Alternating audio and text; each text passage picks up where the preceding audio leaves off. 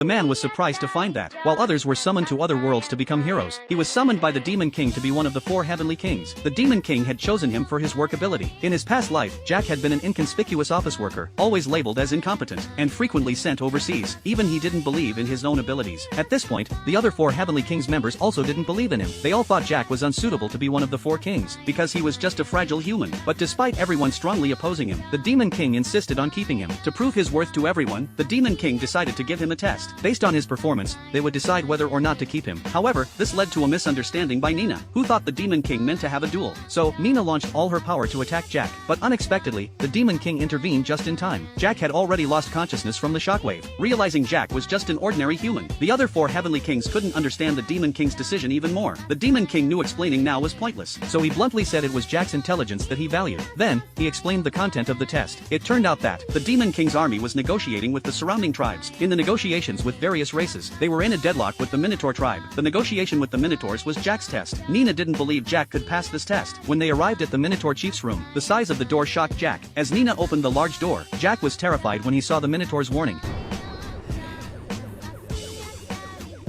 He imagined being crushed by the Minotaur, and he was too scared to move. Nina then decided to show how she negotiated with the Minotaurs. She argued with the Minotaur chief, and, as expected, the negotiation failed. This left Nina in a very bad mood. After saying she would leave the rest to Jack, Nina left without looking back.